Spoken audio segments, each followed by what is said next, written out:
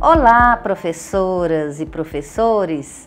A Secretaria da Educação do Estado do Ceará, por meio da Coordenadoria de Educação e Promoção Social, tem a grata satisfação de publicar o programa Entrevista com Especialistas, uma série de diálogos com profissionais, pesquisadoras e pesquisadores, para falarmos sobre o processo de transição da educação infantil para o ensino fundamental. Essa ação faz parte do portfólio de atividades desenvolvida pela Célula de Apoio e Desenvolvimento da Educação Infantil, para nortear diretoras e diretores, coordenadoras e coordenadores, professoras e professores no acolhimento das crianças nessa fase tão importante.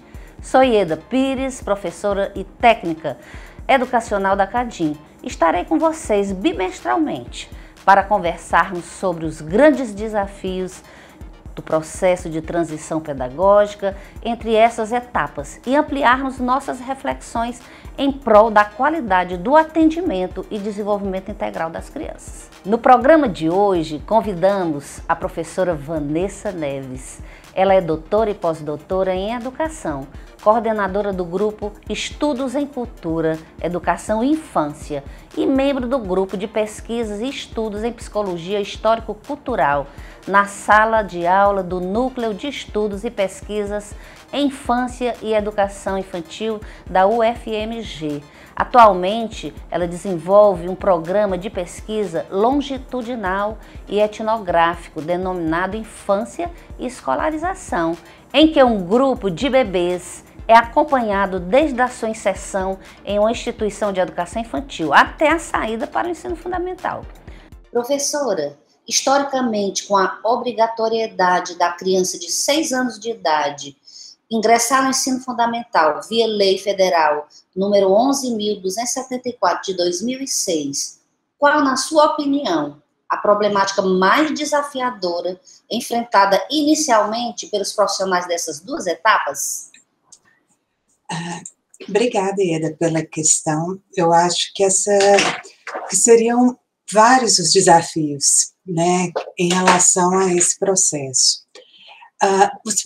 Na minha visão, os principais desafios seriam a concepção de criança, que subjaz às práticas educativas, a concepção de currículo e a concepção de escolarização. Eu vou falar dessas três dimensões, tentando explicitar melhor quais que seriam essas relações e quais que seriam as relações com o processo, não apenas de passagem da educação infantil para o ensino fundamental, mas também para a construção de uma pedagogia de encontros e de relações entre essas duas etapas. Bem, a concepção de criança que a gente defende aí com base na psicologia histórico-cultural, nas discussões desenvolvidas pelo psicólogo russo Vygotsky, e também com base nas diretrizes curriculares nacionais para a educação infantil, é uma concepção de criança como sujeito de direitos, uma concepção de criança como sujeito histórico-cultural. Isso quer dizer que a criança, ela se constitui na relação com o outro. E, portanto, essas relações com o outro, com as outras crianças, com as professoras, elas são fundamentais para que a criança se constitua como ser humano. E, nesse processo, o papel das professoras e professores da educação infantil e do ensino fundamental são de suma importância. A concepção de escolarização, considerando a criança como sujeito histórico, cultural, como um sujeito de direitos, a gente entende que o processo de escolarização é fundamental. E aí, o que a gente entende como sendo escolarização? Tem 3 dimensões nesse processo. O primeiro deles é a compreensão que a escolarização é a organização de um sistema de ensino.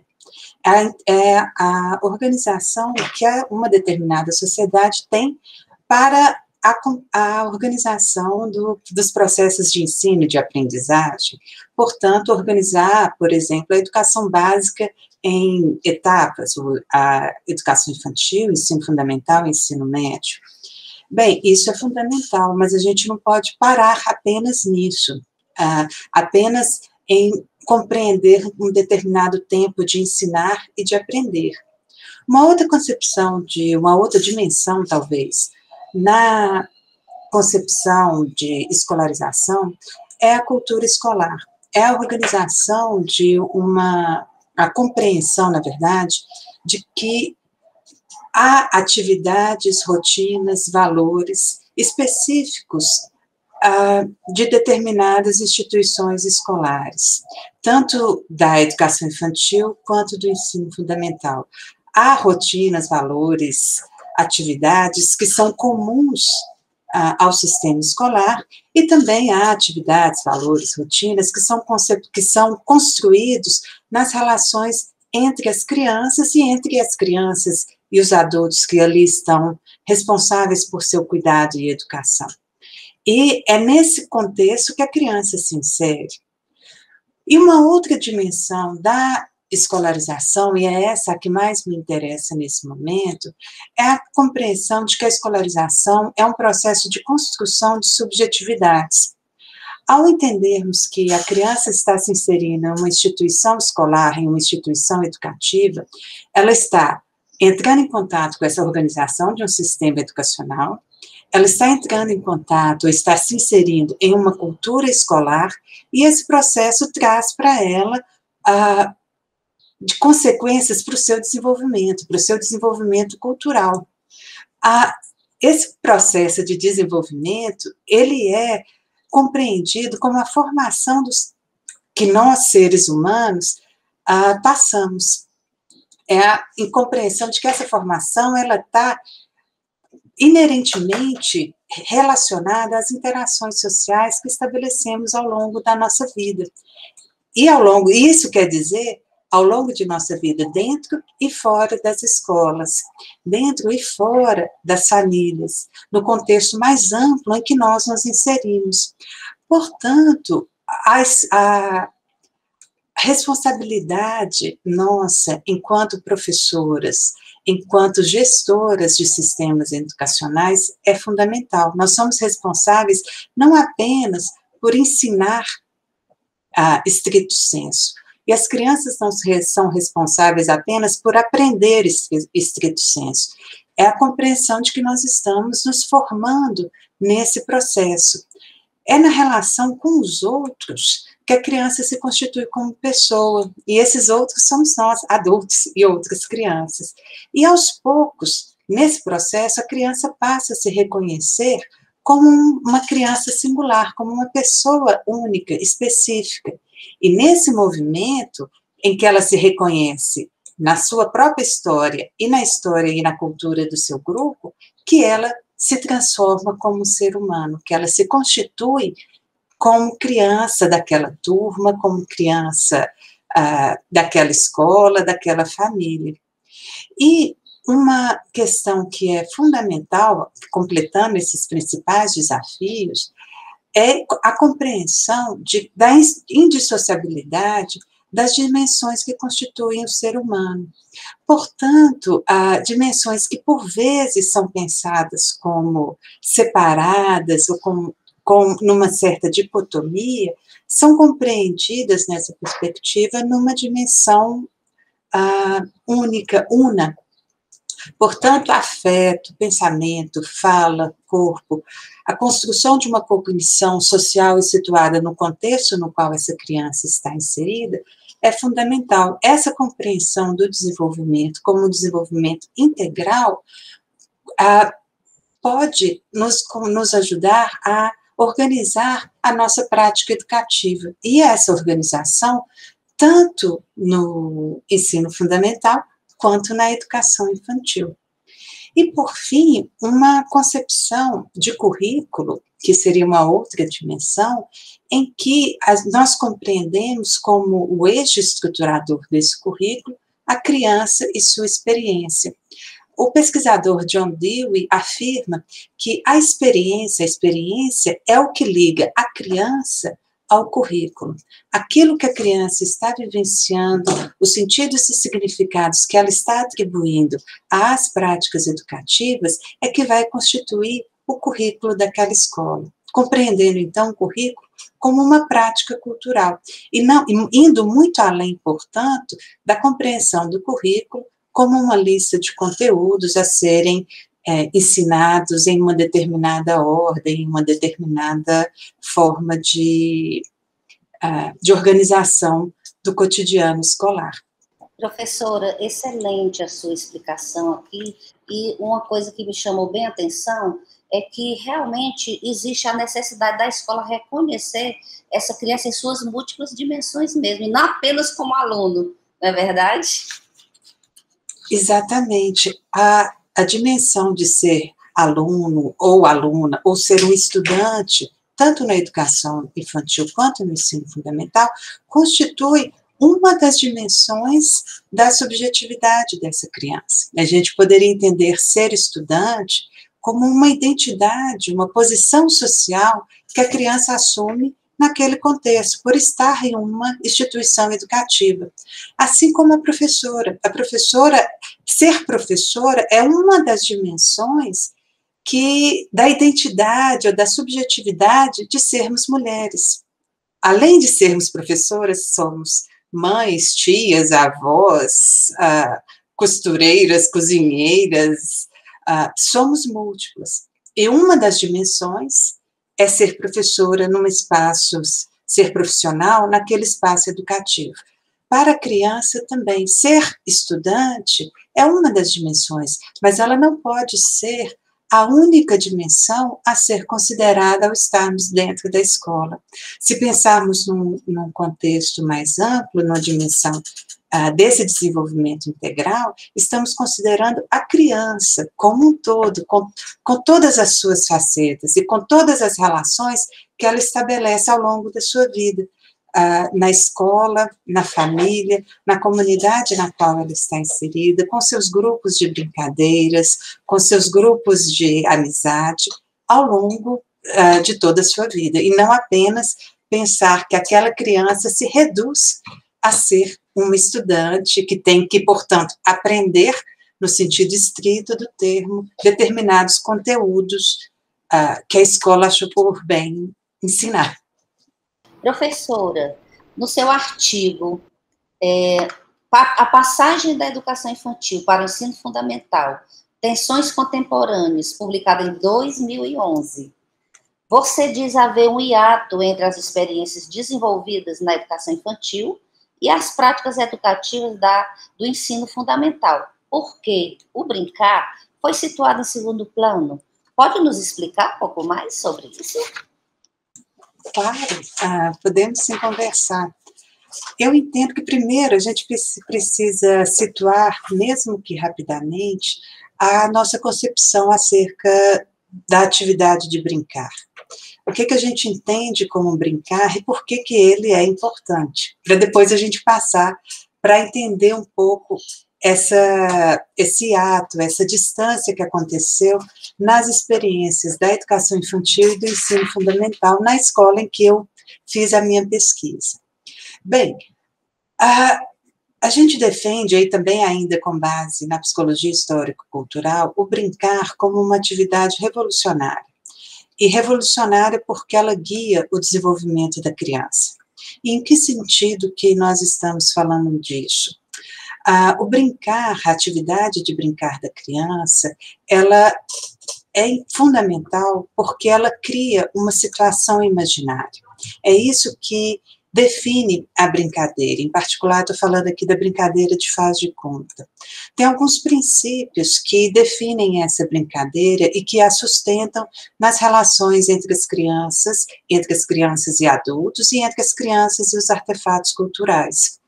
O que apoia essa brincadeira, o que dá suporte a essa brincadeira. São as necessidades e desejos não realizáveis. E, ao mesmo tempo, para a criança, a tendência à realização imediata desses mesmos desejos que naquele momento não são realizáveis. Por exemplo, a criança quer ser motorista de caminhão e naquele momento isso não é possível. E ela vai pegar uma rodinha e vai se imaginar como motorista. Ela vai pegar várias bonecas e brincar de ser professora, algo que naquele momento não é possível, mas que ela tenta realizar por meio da atividade de brincar. E essa necessidade de realização de desejos não são desejos apenas isolados, especificamente ser professora, ser motorista de caminhão, mas compreender o que significa ser professora, algo que é fundamental na vida dessa criança, naquele momento. Ela quer compreender o que significa ser aquela profissão, aquela atividade que ela quer compreender na cultura na qual ela está inserida. E esse processo de compreensão é compreensão do mundo e, portanto, compreensão de si mesma. Portanto, a atividade de brincar, ela se forma na ação. Inicialmente, não apenas numa dimensão imaginária em que a criança senta e se vê como motorista, ou se vê como professora. Ela precisa agir sobre os artefatos e sobre o mundo, com os seus gestos e com seu corpo. E aí a gente pensa, mais uma vez, naquilo que eu estava falando anteriormente, no desenvolvimento integral da criança. É o corpo, é o pensamento, é a fala, que estão juntos, os afetos, as emoções, que estão juntos constituindo essa criança. E essa constituição passa necessariamente pela brincadeira. Pela ação que a criança realiza. Uma outra dimensão que é fundamental é que a situação imaginária, ela também contém regras de comportamento. E a brincadeira propicia a oportunidade da criança de imitar essas regras. Para ser professora, brincar de escolinha, a criança precisa compreender as regras do que significa ser professora, o tom de voz da professora, quais que são as atividades, valores e rotinas que estão sendo atualizadas nas falas das professoras com as quais ela tem contato. Não vale ser professora como ser um motorista de caminhão, com as mesmas ações, com os mesmos gestos, com as mesmas falas. Portanto, são regras de atitudes e comportamentos que a criança também vai se apropriando. E nesse processo de apropriação, como eu disse, ela começa a compreender o outro e também a si mesmo. A atividade de brincar, continuando, ela liberta a criança das amarras situacionais. Os objetos, eles perdem, em um certo sentido, seu caráter impulsionador. A criança, por exemplo, ao pegar um cabo de vassoura, que é um exemplo que está no texto do Vygotsky, ela pega o cabo de vassoura e esse cabo de vassoura ela se transforma num cavalo.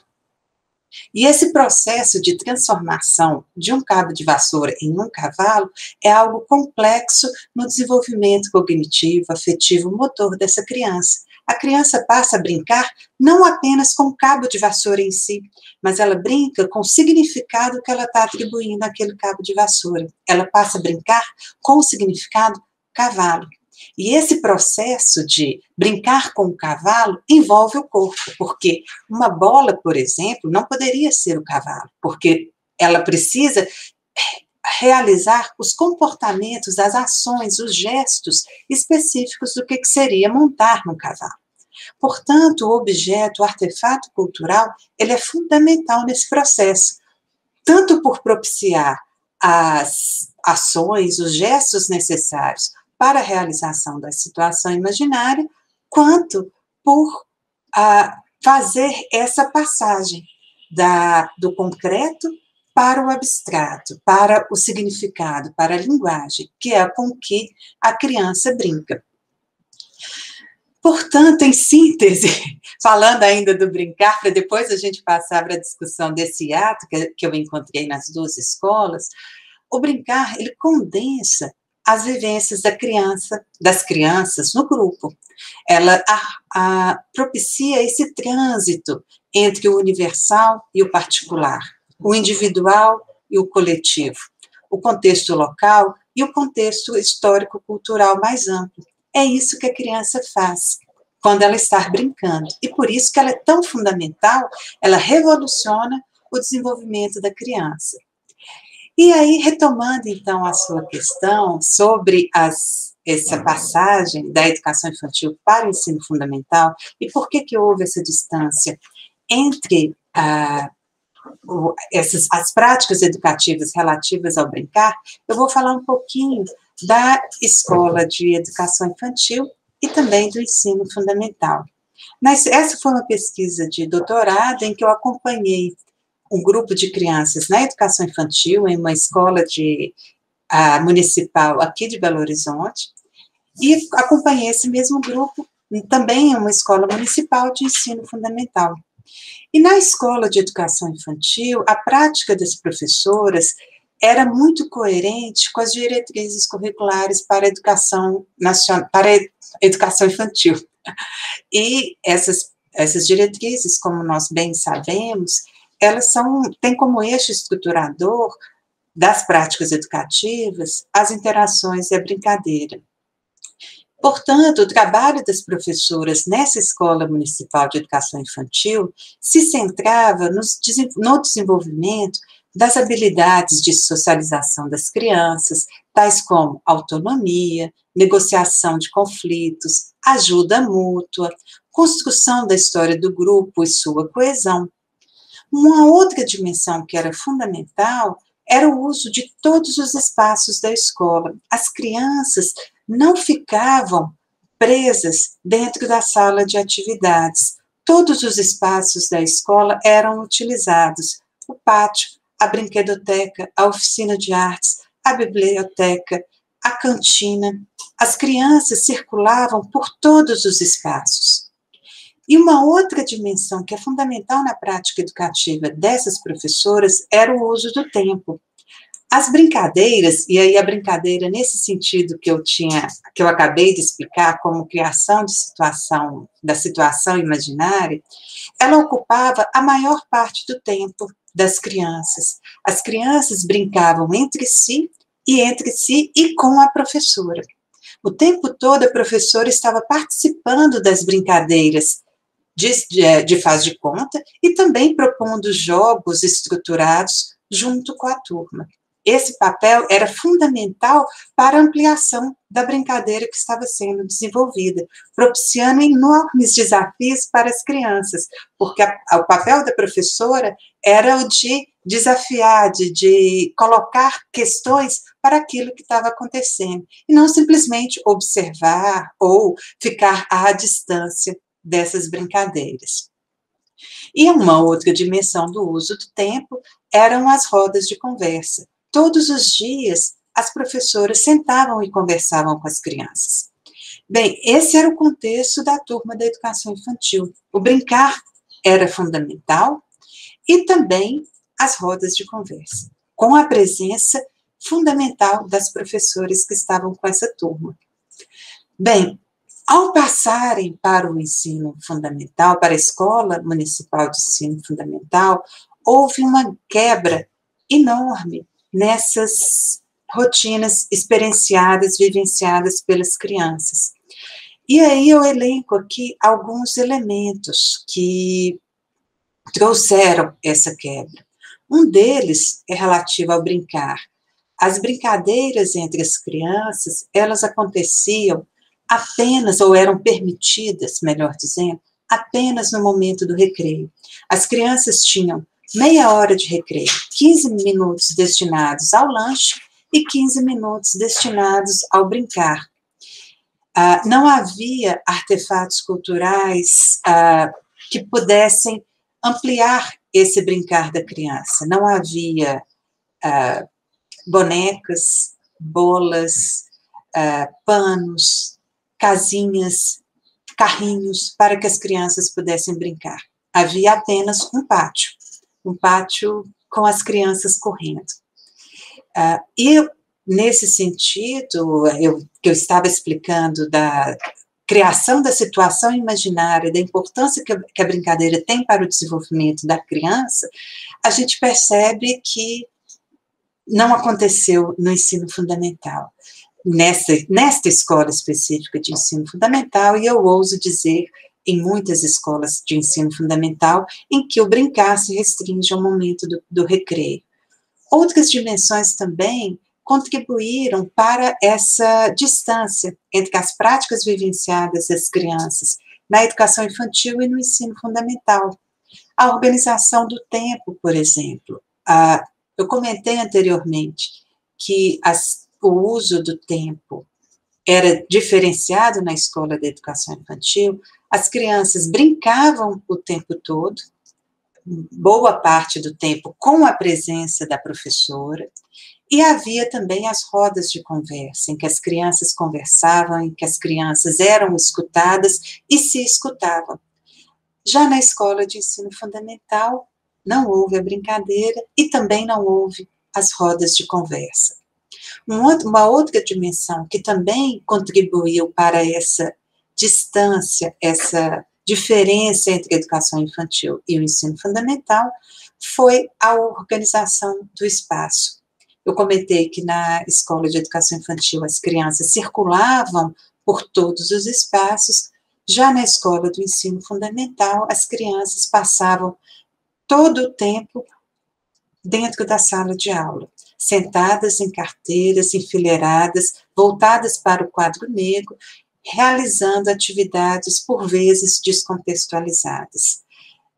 E isso trouxe um processo de inserção nessa nova cultura escolar muito penosa para as crianças. Elas sofreram afetivamente e cognitivamente essa diferença.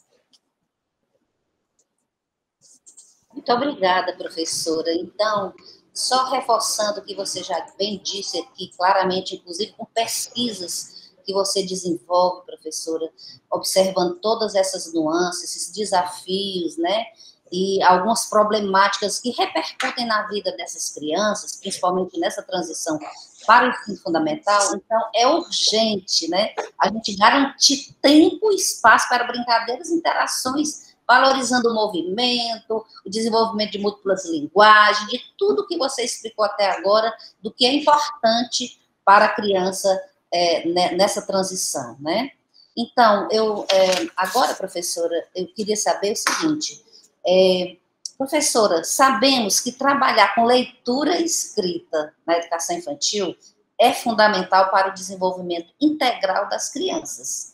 Como assegurar o cumprimento da proposta curricular por campos de experiências e os direitos de aprendizagens dentro do processo de transição, sem antecipar as próximas etapas?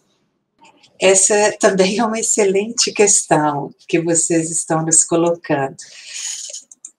Bem, a gente pode começar tentando entender o que seria essa pedagogia dos campos de experiência. O professor Paulo Fock recentemente publicou um artigo em que ele traz um pouco essa discussão. Ele foi um dos assessores que construiu a Base Nacional Comum Curricular para a Educação Infantil. E, nesse artigo, o Paulo Fock traz algumas questões que eu vou colocar aqui para a gente pensar juntas. A pedagogia do campo das experiências, ela é relacional, ou seja, o conhecimento é produzido na interação da criança com o mundo. Não é um conhecimento que é, por assim dizer, jogado em cima da criança, em que a criança vai pegar e simplesmente engolir esse conhecimento. Ela exige a ação da criança, exige que o presente que a criança está vivenciando seja considerado, seja colocado em questão, seja ampliado. E essa ampliação, tanto na relação com as crianças, entre as crianças e também entre as crianças e as professoras e professores. Portanto, é fundamental compreendermos que essa é uma pedagogia que reivindica estar aberto à complexidade, que é conhecer e se conhecer. Não é conhecer apenas o mundo, o conteúdo, compreendido como essa lista de questões que seriam importantes para as crianças, mas é a compreensão de que esse conhecimento, essa apropriação do conhecimento, ela reverbera no autoconhecimento das crianças, na compreensão de quem essas crianças são no mundo, no presente, o que está acontecendo aqui e agora, e não apenas pensando numa perspectiva de apropriação de conhecimento, ou de aprendizagem, ensino e aprendizagem de conhecimento, para o futuro, porque as crianças vão precisar disso no futuro. Isso é importante? É claro que é, mas apenas isso, não pode fundamentar a nossa prática educativa.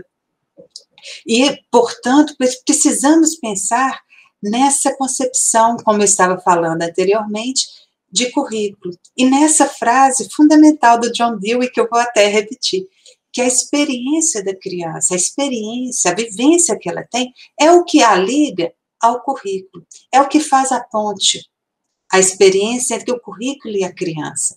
Não pensar apenas na criança como sendo como sendo uma pessoa isolada do mundo, e nem pensar no currículo como sendo o fundamental, essa lista de conteúdos que vai ser fundamental no futuro a ser atingido pela criança. E, portanto, a gente precisa compreender que isso é um processo de ampliação de conhecimentos, ampliação de formas de ser e estar no mundo. E a compreensão que nós, professoras, estamos participando desse processo de constituição humana dessas crianças, o que marca nossa própria constituição enquanto seres humanos, enquanto pessoas. É esse processo que a gente precisa aprofundar para podermos compreender uma concepção de leitura e escrita na educação infantil. E para a gente continuar essa conversa, eu começo com nosso querido Paulo Freire, né? A leitura do mundo antecede a leitura da palavra. Nós lemos o mundo desde o nascimento, desde o momento em que nós somos inseridos e precisamos compreender o que está acontecendo ao nosso redor. Esse processo de leitura, ele acontece desde o início, como eu disse, e nos permite habitar o mundo. É essa concepção que a gente precisa compreender, e essa concepção é fundamental, tanto na educação infantil, quanto no ensino fundamental.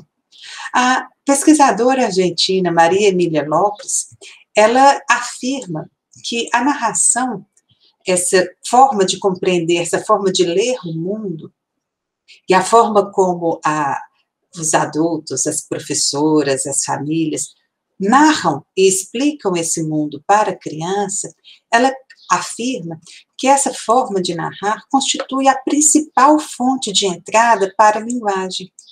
Narramos, segundo Maria Emília, para sobreviver, para compreender o significado das coisas que acontecem ao nosso redor, para organizar o nosso tempo. E aí a Maria Emília está falando dos bebês, mas podemos ampliar também para as crianças pequenas, para as maiores, para as crianças do ensino fundamental. Ela fala dos bebês que precisam prioritariamente dessas experiências narrativas precoces, tanto aquelas que organizam a vida cotidiana, quanto as narrações poéticas, que nos dão os contos e alimentam o território da ficção. Aquelas primeiras narrativas do cotidiano, eu vou dar banho em você, vou tirar a sua roupinha, vamos comer. Ou as narrativas poéticas que também nos ajudam, a literatura oral, as parlendas, tudo isso alimenta o nosso a nossa subjetividade, alimentam a nossa ficção, a nossa imaginação. E isso é fundamental. À medida que as crianças estão crescendo, esse papel da narração continua fundamental, continua constituidor das nossas relações. E o papel da professora é ajudar a criança a ler o mundo, a ler o que está acontecendo por meio das narrativas. A narrar, daí trazendo uma outra escritora, a Marília Arnoux, escritora brasileira, ela comenta, e já com crianças mais velhas, com nós adultos, narrar é um modo de iluminar nossas zonas escuras. As palavras têm o poder de fazer cair o lençol branco das assombrações. E escrever é uma forma de se desgarrar de si mesmo e se entregar. É essa concepção de linguagem escrita, de leitura e de escrita, que nós defendemos para a educação infantil e para o ensino fundamental. É, portanto, uma concepção de leitura, de escrita, que impulsiona o desenvolvimento. E aí, trazendo Vygotsky para a nossa conversa, é preciso ensinar, ele afirma, que é preciso ensinar a criança a linguagem escrita e não agrafar as letras. O que ele está querendo dizer? A linguagem escrita enquanto forma, enquanto constituinte da nossa subjetividade, e não como exercícios mecânicos de coordenação motora, de cópia de letras, de ligar o coelhinho à toca, de trazer para a criança possibilidades de narrar e de se narrar nesse mundo. É isso que a linguagem escrita traz, é essa possibilidade que a gente defende. O processo de apropriação da linguagem escrita pela criança está intimamente ligado à luta dos pequenos para transformar gestos, sons e silêncio em discurso humano. Essa é uma afirmação da pesquisadora Solange Jobim Souza, com a qual eu concordo. É esse processo que a gente está inserindo as crianças, e não, como repetindo, apenas um processo de juntar sílabas, bebe, bala. Não se trata disso. E esse processo, bala, não constitui esse território ficcional, esse território narrativo, que é tão fundamental para as crianças. E, continuando, as marcas que as crianças fazem com o lápis no papel são complementares dos gestos que as crianças realizam quando estão brincando, fazendo então agora a relação entre o brincar como atividade guia do desenvolvimento humano com a linguagem escrita, compreendendo a linguagem como constituinte desse ser humano, como aquilo que representa e que constitui essas pessoas, e como brincar e esses gestos, eles vão ser posteriormente, ao longo do tempo, grafados no papel. É essa relação que a gente precisa compreender, para também compreendermos a importância que o brincar, que a atividade de brincar tem para as crianças. Por isso que brincar é tão fundamental na educação infantil e também no ensino fundamental. Nós estamos falando da infância, e a infância não se resume à educação infantil. E continuando um pouco mais, falando sobre o ensino da linguagem escrita e o significado que ele precisa ter para essas crianças. A linguagem escrita, isso daí é Vygotsky ainda falando, ela deve ser concebida como uma tarefa vital, que é imprescindível na vida dessas crianças, e não algo que seja imposto alheio ao que a criança faz, aos sentidos e significados que ela constitui naquela cultura, daquele grupo de crianças e daquele grupo, daquela sala de atividades ou da sala de aula. Portanto, ensinar a ler e a escrever seria tornar essas habilidades necessárias, fundamentais para as crianças. Somente assim, diz Vygotsky, estaremos seguros de que se desenvolverá na criança a linguagem escrita não como hábito de mãos e dedos, coordenação motora, mas como tipo realmente novo e complexo de linguagem.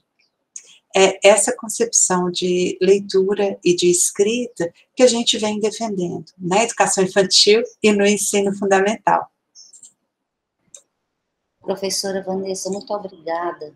E a gente fica muito feliz com suas palavras, porque o que nós sentimos em determinados lugares do Brasil como um todo, inclusive também no Ceará, é que as professoras e os professores, eles são pressionados a fazer esse desenvolvimento dessa linguagem, não de uma forma como você bem colocou aqui, de forma prazerosa, para o desenvolvimento pessoal, para ler o mundo, como Paulo Freire fala, e outros autores, mas sim para a grafia, né?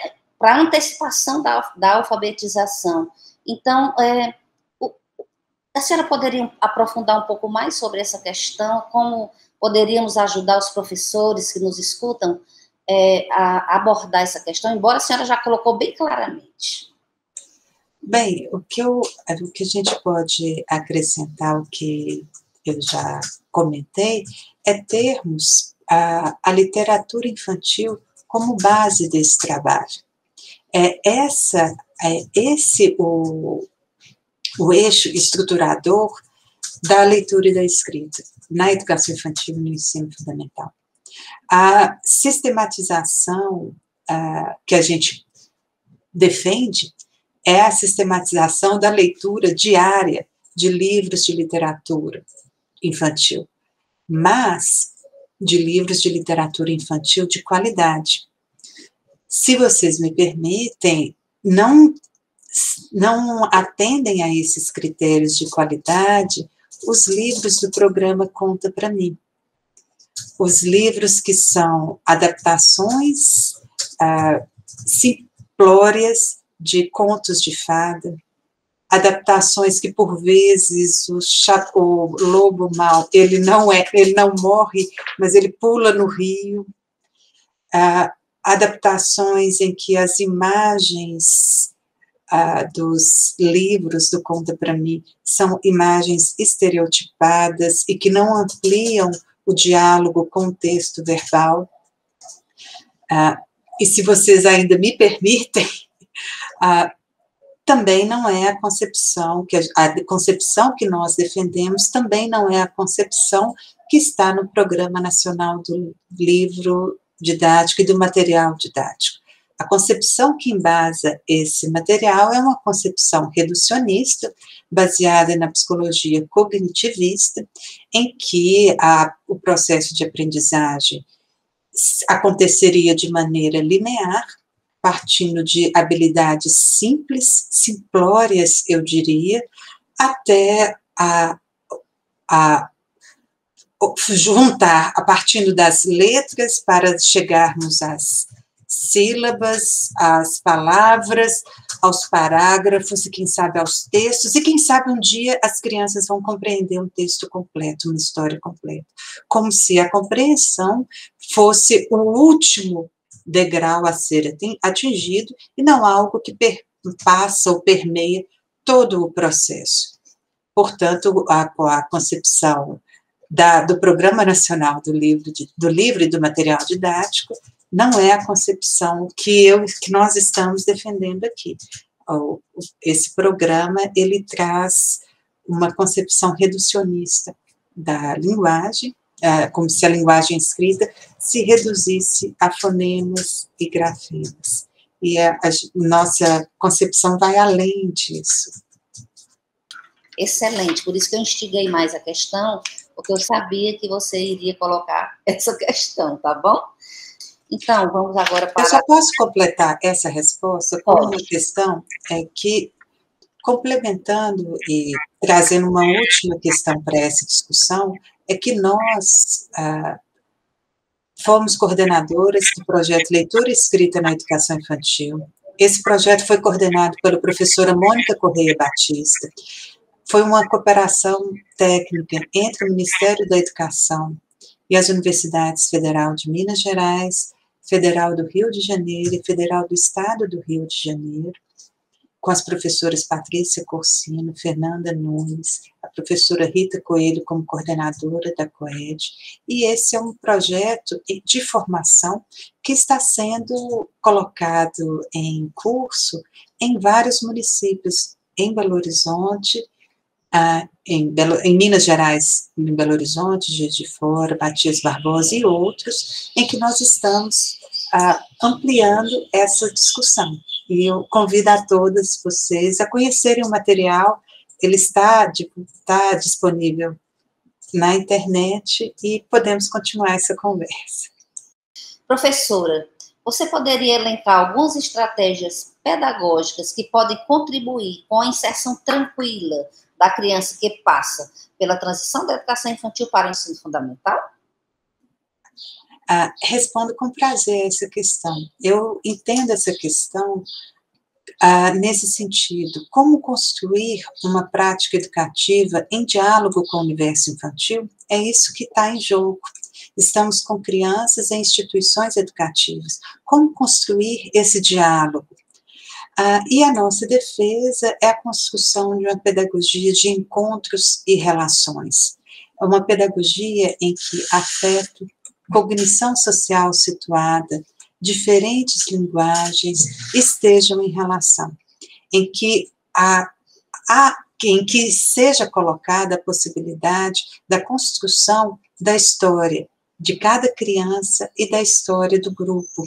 Ou seja, isso tudo implica na imersão em experiências significativas, organizadas em práticas contextualizadas pelas crianças. Portanto, a centralidade está nos sujeitos, nas pessoas, e não nos conteúdos, nas competências específicas, tomadas de maneira isolada. Portanto, algumas dimensões são fundamentais. O cuidar e o educar, entendidos de forma una, na educação infantil e também no ensino fundamental. A dimensão corporal dessas crianças, precisamos compreender que as crianças são corpo, que elas precisam andar, correr, se movimentar, gesticular. A compreensão das emoções fundamentais, fundantes da nossa subjetividade.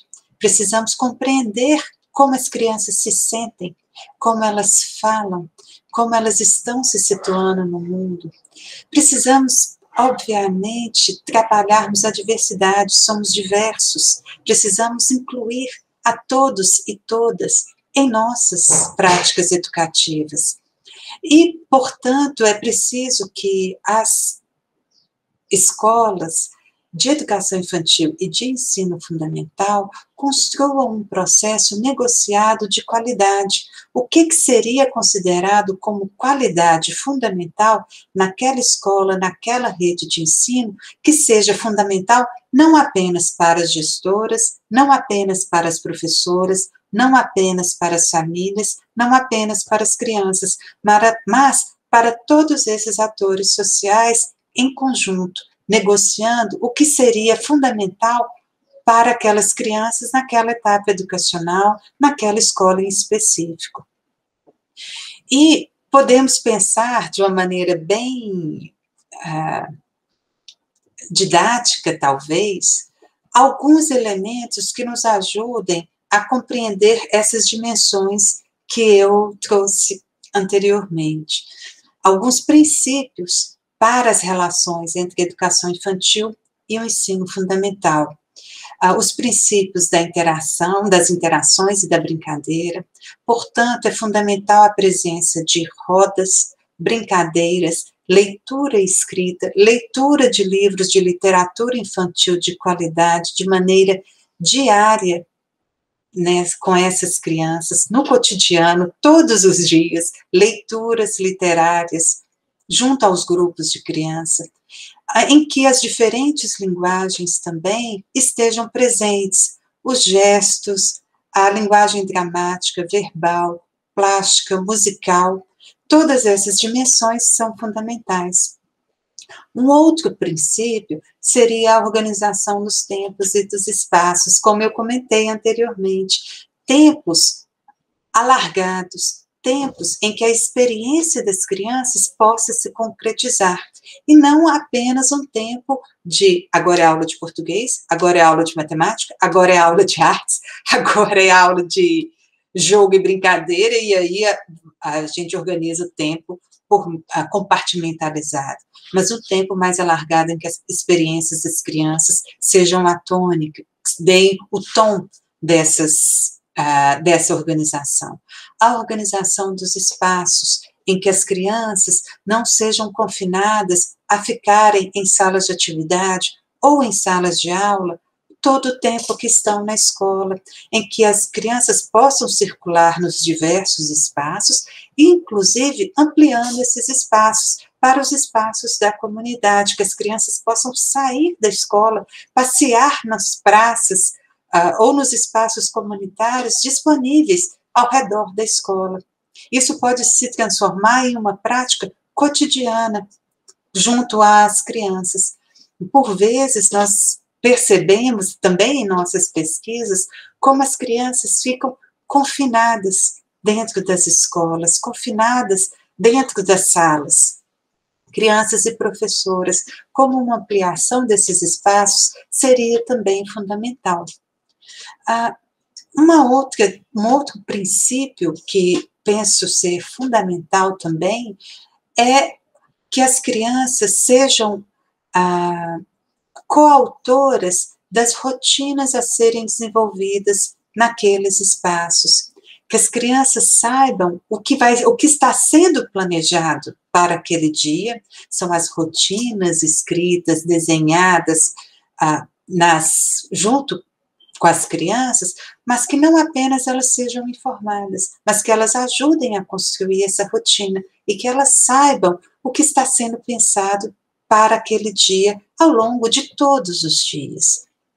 Um outro princípio, eu falei da dimensão corporal, como a criança se comunica com o corpo, como nós somos corpo, e como é fundamental pensarmos na preocupação com o bem-estar físico das crianças, que as crianças estejam bem, com roupas confortáveis, que as crianças estejam em carteiras confortáveis quando tiverem que se sentar nas carteiras, que o tamanho dessas carteiras seja adequado, que as crianças possam ir ao banheiro quando sentirem necessidade, que elas possam beber água quando sentirem necessidade, e não apenas no horário do recreio, e não apenas naquele momento específico do início da aula, ou no final, mas que essa preocupação com o bem-estar físico seja também fundante da prática educativa com essas crianças. Um outro princípio que a gente pode também elencar é a importância que os artefatos escolares, os artefatos culturais, têm para essas crianças. Um cuidado que é necessário termos com esses artefatos e também uma ampliação desses artefatos, diversos brinquedos, diversas tintas, diversos livros, diversos cadernos, diversos materiais para que as crianças possam escrever, brincar, se desenvolver. É essa diversidade de artefatos que precisamos defender para as duas etapas educacionais. Um outro princípio que eu acho que é fundamental ao pensarmos nas interações como eixo estruturador são as rodas de conversa. É necessário que essas rodas, elas orientem a participação e a inclusão das crianças nas atividades da turma. É fundamental que as crianças escutem, que elas sejam escutadas, que elas participem e constituam a cultura daquela sala de aula, daquela sala de atividades, e não apenas uma roda de conversa protocolar, em que a gente passe pouco pelas crianças. O que você fez ontem?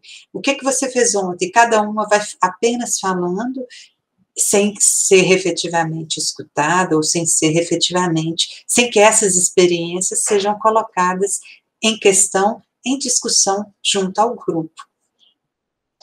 Um outro princípio que eu acho que também pode nos ajudar nessas relações e na constituição de práticas educativas de qualidade é entender que quando nós estamos colocando as interações como eixo estruturador, precisamos deixar que as crianças conversem, precisamos organizar as nossas salas de aula e de atividades em grupos, em rodas, individuais, em que as crianças possam circular.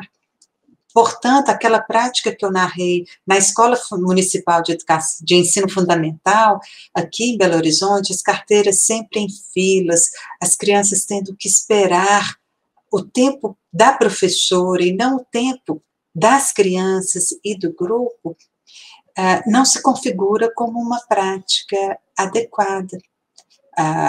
Se entendermos em tudo isso que eu estou falando, do desenvolvimento cultural da criança, da constituição da criança como ser de linguagem. Elas precisam conversar, elas precisam se ajudar, elas precisam compreender o papel que elas têm naquele contexto. E nesse processo, nessa organização dos tempos, dos espaços, das práticas educativas, eu elencaria um último princípio que está subjacente a todos esses, que é a eliminação do tempo de espera entre diversas atividades. Nossas pesquisas têm apontado como as crianças, por vezes, elas estão, por exemplo, brincando com massinha. A professora pede para guardar a massinha e as crianças guardam e ficam ali esperando porque a professora vai ainda pegar alguma coisa. Ou as crianças estão no ensino fundamental fazendo alguma atividade de escrita, por mais fundamental que essa atividade seja, ou por mais significativa que essa atividade seja, uma criança termina a atividade em 10 minutos, outra criança, por estar mais envolvida, termina em 20 minutos. E a criança que terminou a atividade em 10 minutos, ela tem que ficar esperando 10 minutos sentada, em silêncio, porque outras crianças ainda não terminaram. Essa organização do tempo e das rotinas também precisa ser repensada. Precisamos pensar em formas em que as crianças possam ter à disposição uma diversidade de atividades, em que o ritmo para a realização dessas atividades, sejam elas de brincadeira, sejam elas de linguagem escrita, sejam elas de sistemas de numeramento, em que essas atividades elas possam estar à disposição e que as crianças possam realizá-las em seu próprio tempo, ajudando-se mutuamente e com a ajuda da professora. Portanto, o que nós estamos defendendo aqui é a construção de uma prática educativa nas duas etapas educacionais que sejam práticas democráticas, socialmente referenciadas, de qualidade e inclusivas.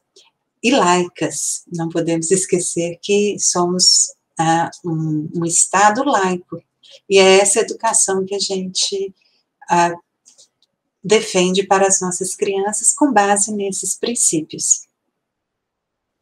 Professora Vanessa, muito obrigada. Com certeza, as professoras que estão nos escutando e os professores, diante de tantas pesquisas científicas, de autores que também você colocou aqui, que continuam pesquisando sobre essa necessidade mesmo da pedagogia de encontros, né, para que todas as crianças sejam respeitadas com suas individualidades, com suas potencialidades, todos eles podem contar conosco aqui também da SEDUC, continuando nesse debate, nessa discussão reflexiva sobre essa transição. Muito obrigada. Bem, eu gostaria de agradecer enormemente a iniciativa da Secretaria da Educação do Estado do Ceará, em particular da Coordenadoria de Educação e Promoção Social, no desenvolvimento desse debate e dessa conversa e desse processo de formação junto às professoras e professores da educação infantil e do ensino fundamental. Eu espero que essa formação, de fato, contribua para a promoção da qualidade junto ao atendimento às crianças em todas as etapas educacionais do estado de Ceará. Professora Vanessa, muito obrigada por suas valiosas contribuições. Nos próximos encontros, traremos mais convidados que abordarão essa temática e outras interseções. Obrigada a vocês que nos acompanharam durante essa entrevista. Vocês podem acessar o programa Entrevista com Especialista no site do Idade Certa. Além disso, vocês podem acessar o Caderno de Transição Pedagógica e o podcast Ondas de Conhecimento no mesmo site. Até a próxima!